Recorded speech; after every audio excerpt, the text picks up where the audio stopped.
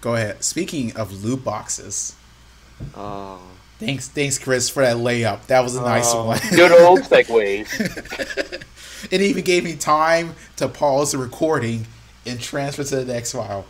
Uh, so, you guys been keeping up on the loot box controversy? Yeah, I stopped after Battlefront 2. Yeah, that must be really personal for you. It was as if EA took a spiky bat they were about to hit an Asian man with and aimed it at my good old crotch. Lucille. I wasn't expecting a Walking Dead reference. I am averse in popular culture. I am not a noob. Of course, we I, know. I can't believe I got that right. I haven't even seen The Walking Dead. Both of us are like, is that right? Did I actually do that one right? I'm not. I I actually have it on my screen. Lucille, Walking Dead, just to make sure I had it right.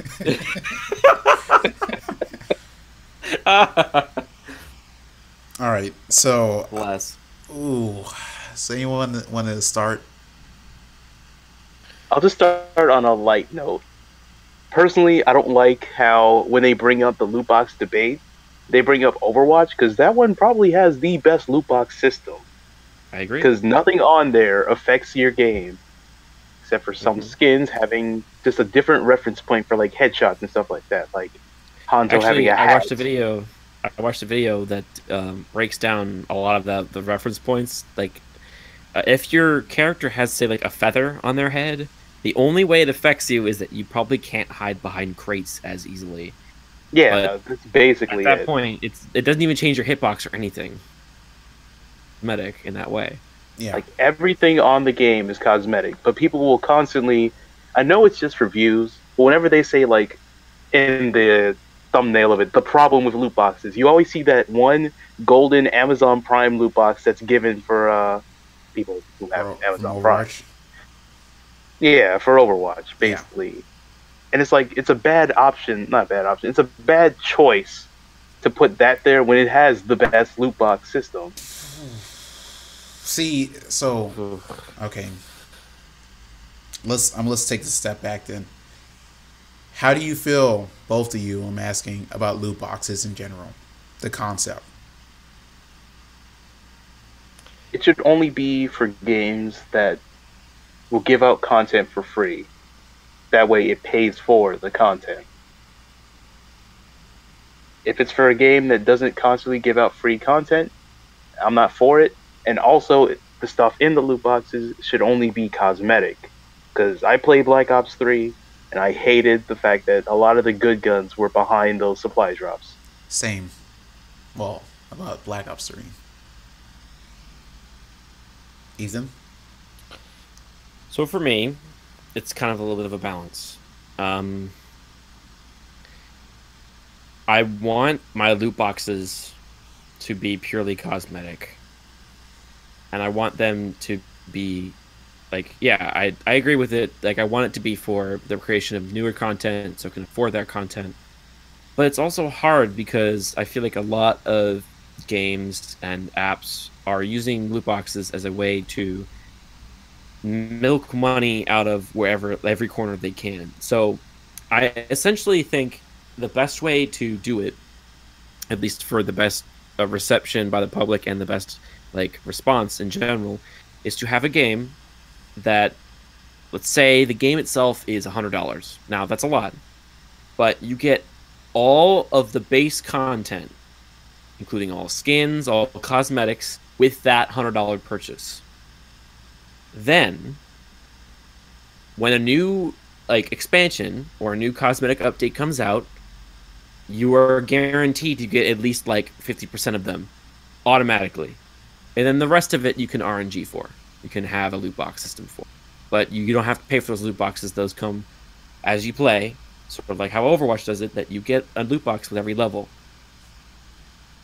And then let's say instead of paying $100, you just download the game for free. But you get none of those cosmetics. You have to play for those cosmetics or pay for those cosmetics. I'm not big on the paying for the cosmetics, but like paying for those loot boxes, but I think you should just only get them through earning them. I essentially kind of want it to be like some of the MMOs have been in the past couple of years. For example, there's a Star Trek Online that's been around for I think about 7 or 8 years. When the game first came out, they wanted to raise up some money so they could afford to make the content. So they sold for about like a month or two lifetime subscriptions. So you paid a flat rate and got a subscription to that game for the rest of the time that that game exists on the planet. You get free stuff every month, extra currency, and all the ever. The alternative side was, after that was all done for and people had regular subscriptions, they quickly came up with a free-to-play service. You don't get any of those perks, but it doesn't cost you anything to play the game, and you can enjoy it in any way that you wish with, loot boxes and stuff like that. There is loot boxes in that game. They're just hard to find. But, yeah. I would prefer a kind of service where you could pay a flat rate at the beginning or not pay anything at all.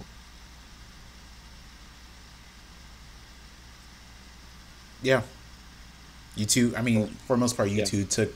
I have my personal opinion come from two different parts of this of both of your points. I actually just hate loot boxes in general and prefer the method of paying for everything. You should be able to just pay exactly for it.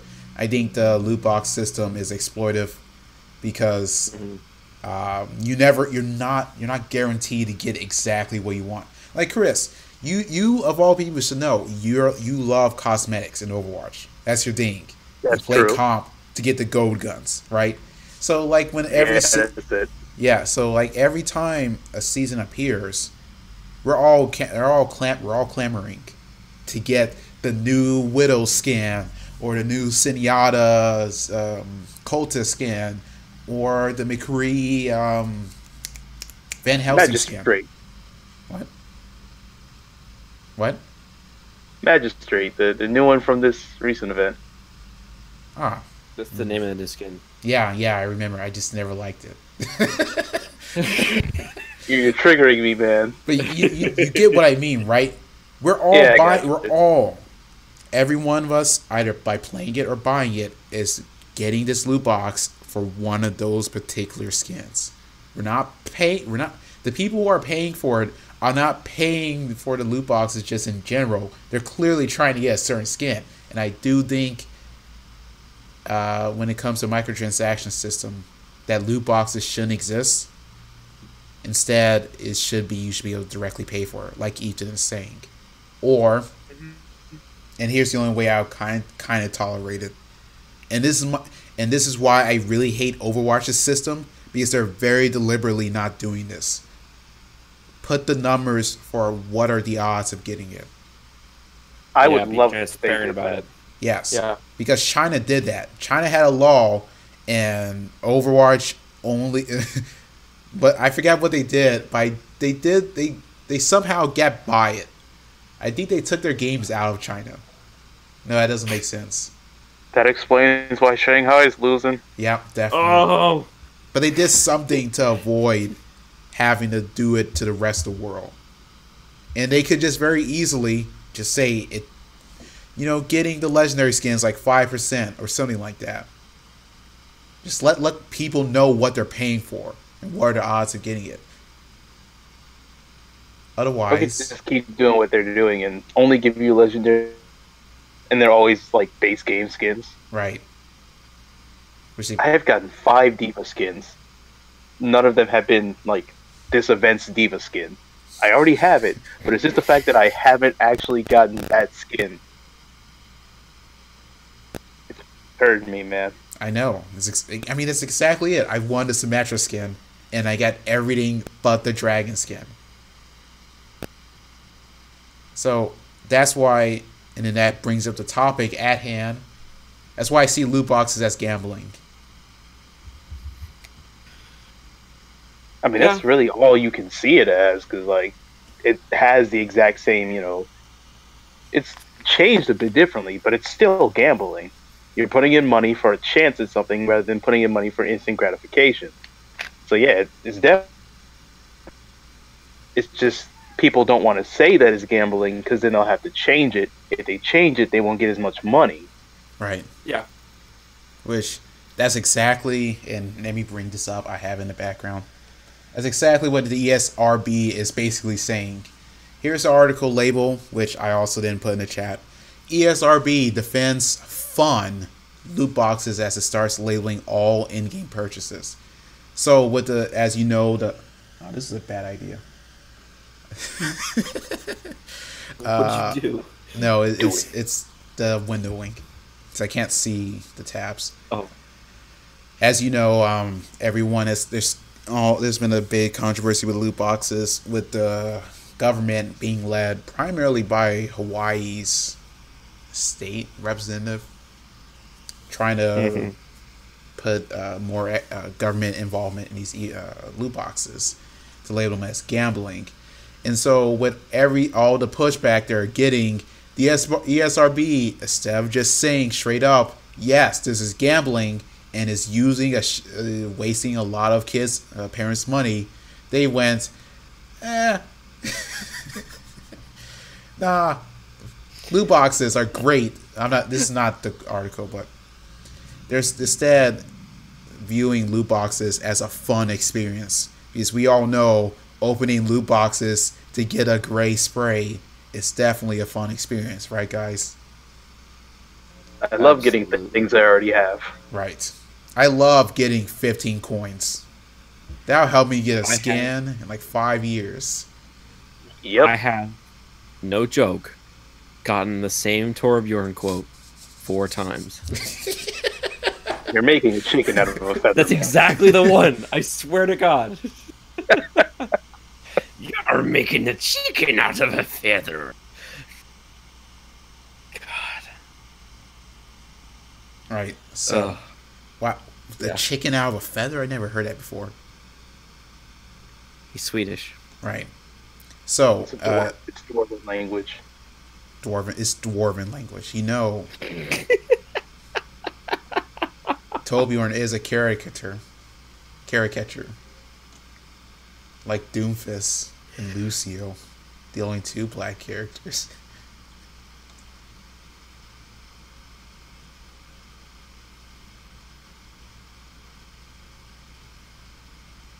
All right, enough sandbagging. Just screwed up. What? I'm not even gonna lie to you. My audio just screwed up. It just like cut you off, turned you into a robot for like 8 seconds, and then it just ended. Oh, I thought you were just sandbagging me.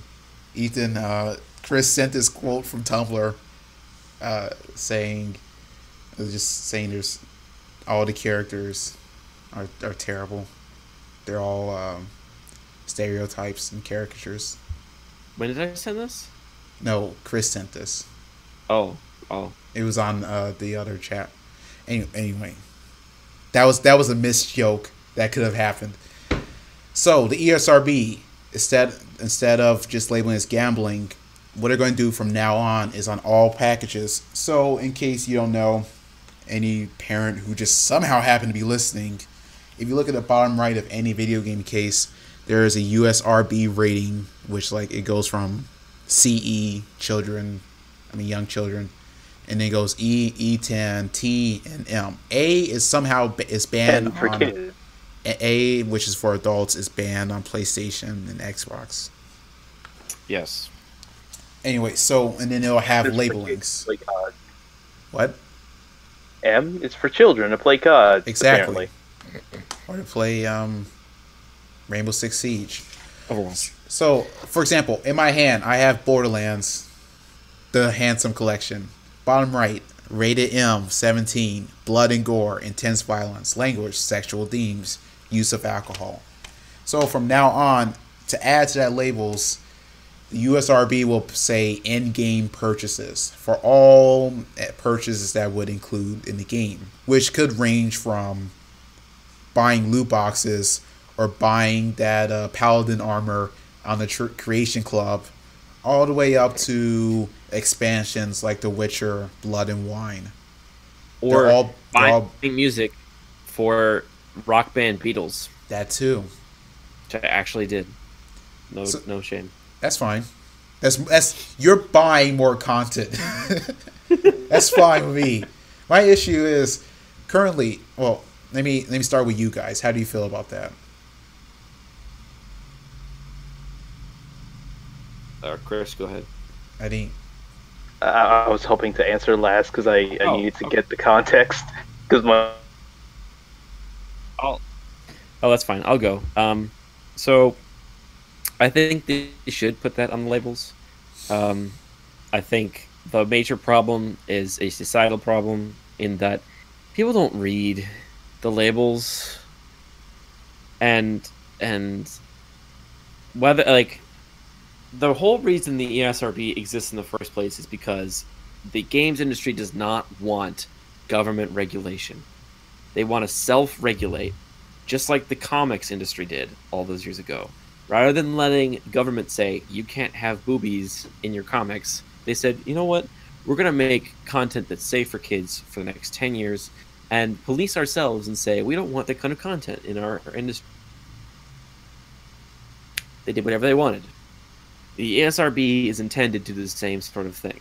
And so, them just kind of backing off and saying, we'll put labels on there, not really change anything, is them saying, we're getting paid so much money right now to ignore the fact that this isn't actually gambling that we actually don't care.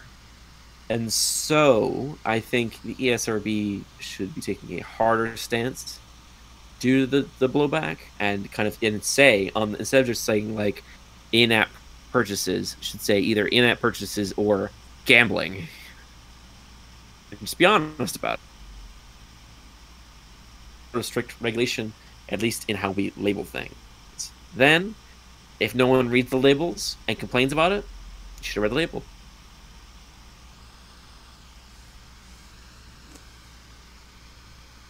Chris, or do you actually want to go last? Yeah, I'll go. I'll just go next. I want to go the selfish route and say, personally, I think they should. Like, I agree, they should be like stricter when it comes to just regulating, the ratings.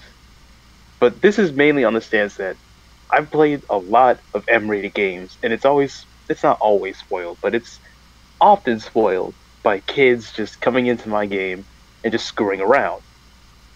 Once again, this stance is very selfish.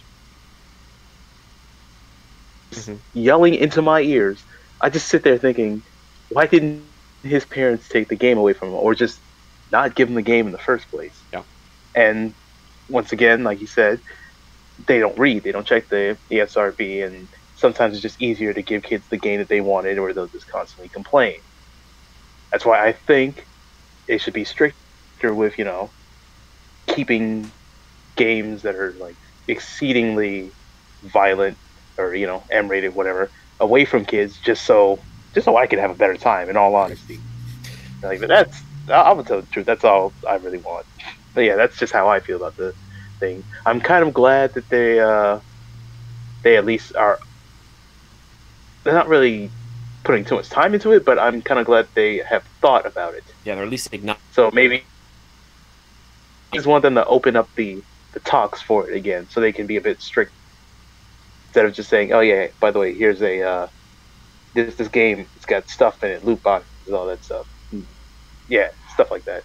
Like I know what I said kind of seems kind of irrelevant, but it's, how do I explain it?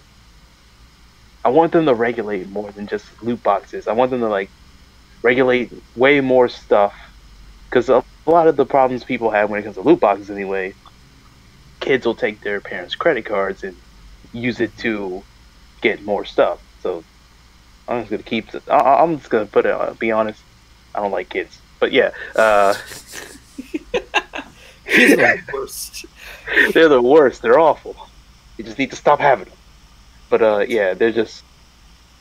I feel like they just need to be a bit more strict with the things they do when it comes to both ratings for kids to be in games, loot boxes, because that's also gambling, and that could really mess up a lot of people, especially if they have no self-control. It's just, they got to be way more stricter than they are, because right now they're just leaving people's fates in their own hands, and some people just don't have the power to control that. Yeah. But yeah, Just how I feel on. All right. Yeah. Oh, I just think I am actively against them just saying in-game purchases and should separate it into two separate categories. What do you mean? Microtransaction and macrotransaction. A macrotransaction. Well, here's where I'm saying it's a macrotransaction. Macrotransaction should be for specifically DLC? things like buying songs on Rock Band or buying an expansion pack for Bloodborne. You know, massive content downloads, and then say in-game purchases for microtransactions. I mean, macrotransactions for things like costumes, loot boxes. Particularly, I wish they had a separate category for loot boxes since I hate it so much. But that's a different opinion. Which, are you going to say something? Yeah, actually, I was wondering if we could ruminate slightly on what do you think are some potential solutions to subtly change the way that society views rating systems on video games and movies, specifically how currently when you like go to a GameStop or something like that and you want to buy a rated M game, you have to show an ID that says that you're at least 18 years of age or older. And what often happens is the grandma or the grandpa or the parent just goes, yeah, whatever, shows their ID for the kid to get the game that they want. Should we, as a society, regulate that a bit tighter? Or should we change the way that the labels are on the package, similar to countries, the U.S. excluded in this because of hilarious reasons, packages tobacco products. So, like, if you look at tobacco products in, like, Europe, in Australia, in Canada even, they have these huge, like, the packages have the small little label that says the name of the brand of, like, the cigarettes or whatever, and the rest of the package is pictures of people's lungs that have shriveled up, the pictures of dead things, pictures of people dying with no teeth, trying to tell people to not smoke. Should we have a different style of showing the ratings that is trying to get at more of the problem and try and prevent children from having these things, try and prevent people from getting loot boxes, stuff like that? I feel like but the problem is some people just won't care enough to actually, like, they'll just think, oh, hey, this has it, whatever, it'll shut the kid up, or it'll shut whoever wants this, it'll shut them up, they'll just give it to them, and that's that. Mm-hmm. That comes from bad parenting. There's nothing we can kind of do about that, really. Yeah, which true. I think this is primarily an issue of bad parenting. It is, yeah. To pull up, which I didn't add, because I was going to add in between your section, Ethan. They've quoted, I'll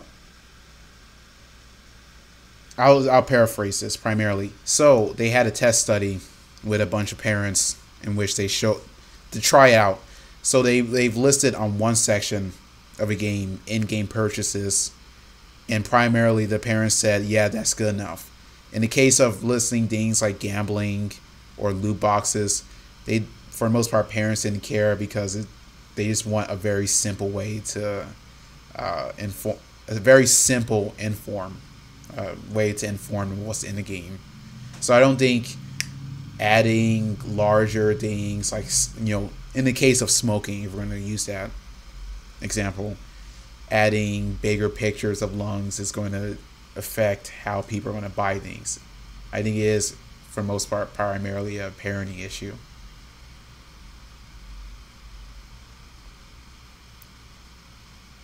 The only solution I could imagine, however, is, which I wouldn't want to force. I'm not really into forcing things. Besides, just in general, I think it's primarily up to, like, let's say we're going to GameStop, right? You're a child. I'm the child. You're the adult. Yes, you are. I think, and you don't know, you don't care. I think it should be up to whoever. I think it should be up to the employee to go, hey, do you know blank, blank, blank is in this game? since they're already primarily informed of the game to sell it to you, they probably have good enough knowledge to mention it as they're ringing it out. Hey, you know this is in there. Because if you read Facebook comments as much as I do, a lot of GameStop employees have like funny stories in which they tell the parents exactly that, and then the parents go, "Really?" and then put the game away. And then the child looks at them and goes, "I know you were the homie, but you betrayed me."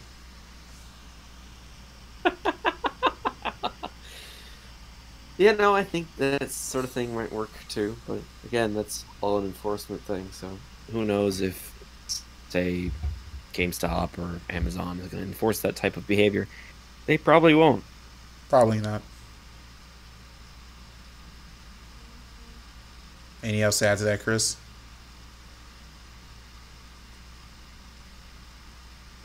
Skyrim must be really good.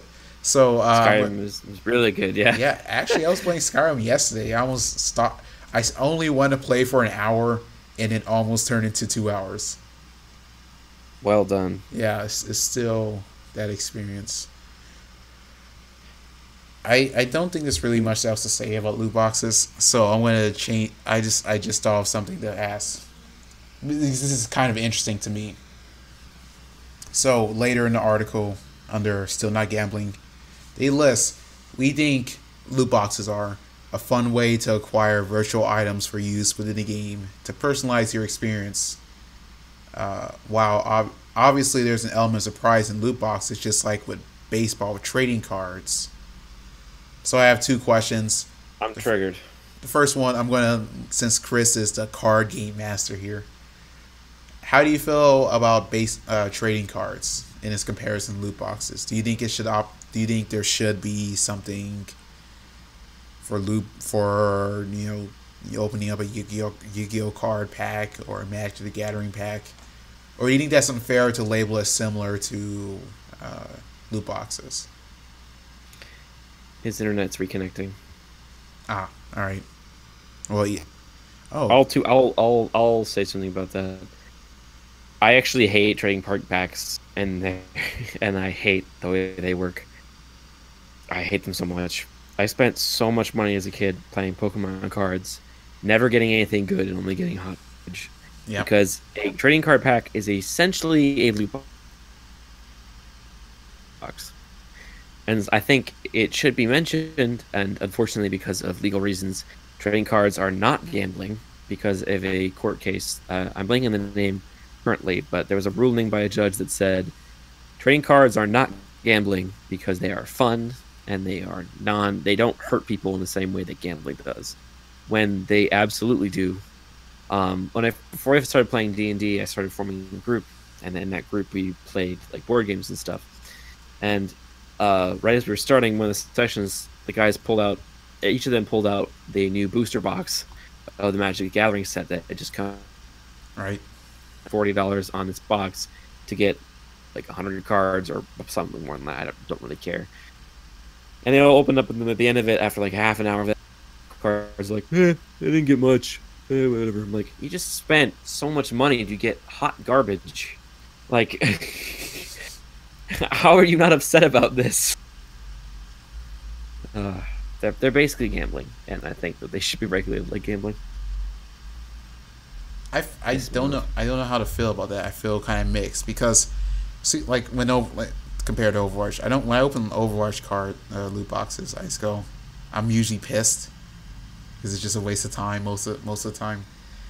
However, like when I first started playing Yu-Gi-Oh, opening up a card pack was kind of exciting. Oh yeah. Like, there is a sense of interest, intrigue and excitement in opening a card pack. Like, oh, am I going to get the blank blankety blanket blank blank, or maybe this one. Oh, ooh, this is interesting. Like that kind of stuff. That's usually what happens when you open a card pack.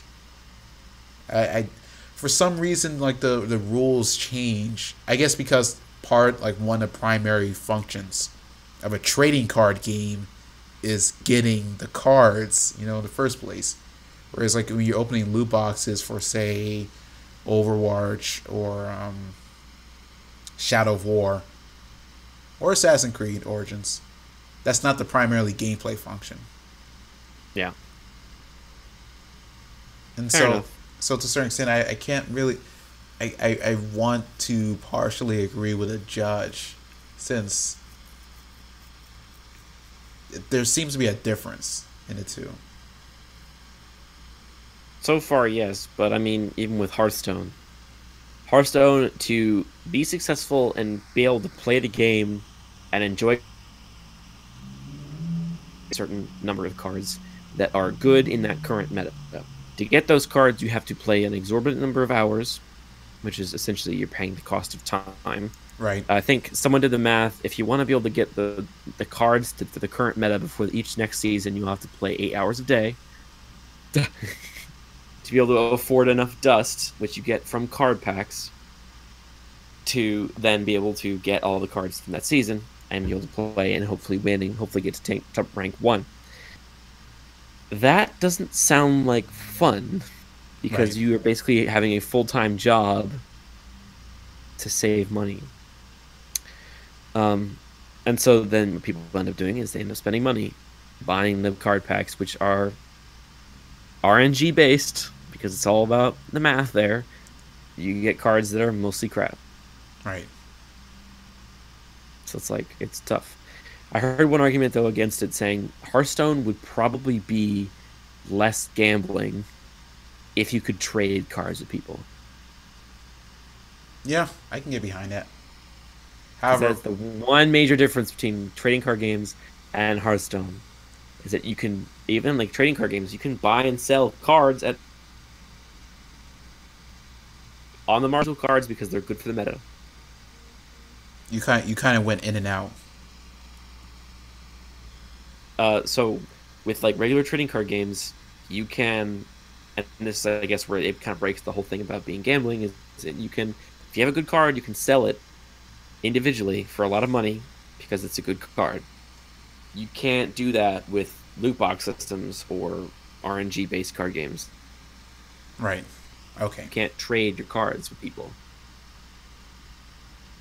Yeah, I think that'd probably be another solution to most of these problems, at least with the loot boxes in mind. Yeah. However, I doubt that's ever going to happen. Oh no. Yeah. Nope. Ooh, have you seen how much money GTA made? It wasn't like $1 billion. Yeah, you know how much money Overwatch made? Or Blizzard Activision? Also $1 billion. It's just so much money coming from it. It's insane. I just want skin trade. See? It would make it less gambling that way. Yeah. Like, say someone wants Sentai, and I want Noir Widow, the skin I'll never get. I'll just give them that, because I don't use Genji. I just want Noir Widow, man. I have all the Zen skins I could ever want. I think the Nutcracker one's terrifying. I'm glad I didn't get it. But he throws peanuts at people. They're walnuts, and the only But he way throws walnuts at people. Yeah, you can nut over people. The only way that skin is fun is when you can say, is if he had a voice line that said, "Here, eat my nuts," and then throws them at people. That'd be the only way. That's the Blizzard. Yeah, they're already developing it. Don't worry about it. Zenyatta.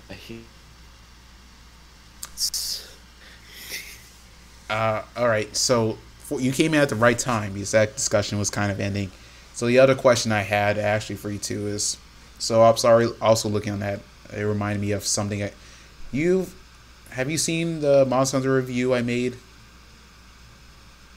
Yes. Yes, I have. Right. So I don't think you recall the part, but there's a section. You remember what led up to the Black Diablos, and me and James captured the Black Diablos? Was it that thing that, I mean, obviously it's a black thing, but that thing that used that rope on? The horns. No. Yes. Yes. Anyway, so I bring up in this. So a lot of game developers, and this is a question I want to ask you guys, bring up the idea of a moment, like a naturally occurring moment, a natural moment in a video game that you're so excited about. You go out to the water cooler next time you're at your job and talk to your friends about this. Ooh, me and my friends, we were playing this thing and this thing happened. You know, those natural occurring events, eventful moments. And I want to ask you, do you think it's an odd thing? I mean, do you think that's ever possible for a game developer, just in general, to produce in a game?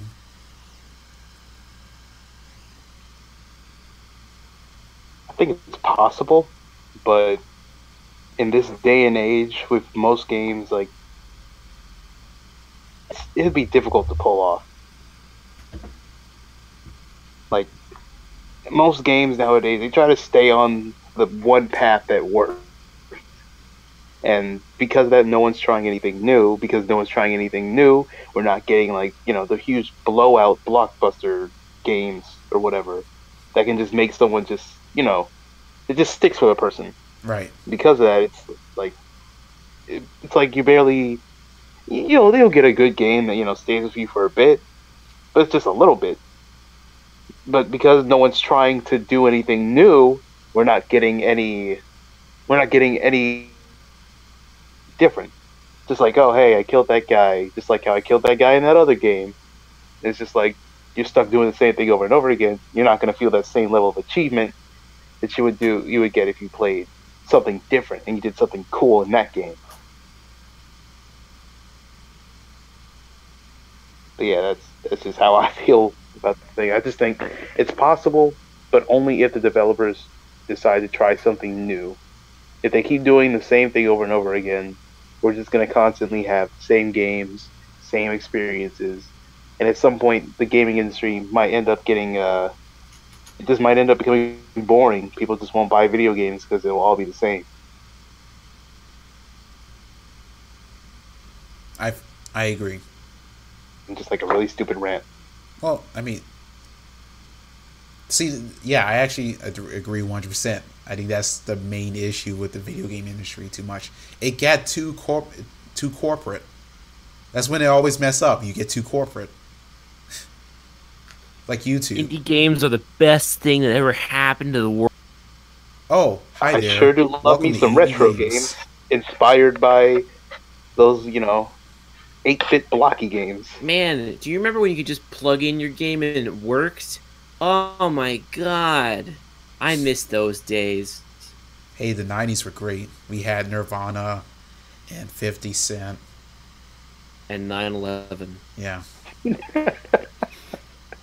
Favorite. I'm so sick of people saying, man, wasn't it?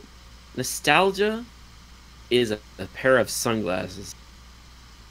I wasn't trying to go by like a nostalgia thing. I'm not saying you were. Don't worry. All right. No, I'm just making fun of like. That's it. I'm just making. Yeah, I got triggered. Yeah. It's just that most games nowadays, from what I've seen, they either try the PUBG route, Call of Duty route, or sometimes you'll get an RPG, which is pretty cool, I guess. But even then, they try to make sure it's not too bad, like too different. And I just feel like that's why. Yeah, I think that's why I like games like Dishonored, because they aren't that. I've actually started playing Dishonored, and man, I love it. It's a good game because it's different. Such a good game. It's nothing. It's like nothing else I've seen. Speaking of which, Ethan, have you played Thief? No. Nope. All right. I feel like I have seen stuff about it though. I heard it was similar, but not the same. Except for the remake that came out a couple of years, which is it's boring. It's pretty boring. It's very similar in design. The older ones seem, I think, inspired Dishonored. That's very possible. It's all people. It's like former developers from the System Shock. Like it's all people like from that. Of BioShock, Dishonored. Same BioShock or like a lot of the same people who made Dishonored. Right. All right. I'm just asking. Because I always, whenever I see that comment in the developer's notes, you know, when they're talking about their game,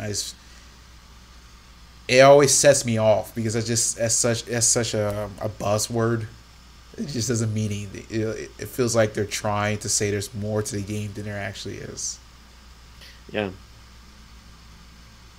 Does anyone else get those one commercial? Like those commercials, is like, get ready for this brand new experience, and it's always a survival zombie horror game. Yes. Yeah. With crafting elements.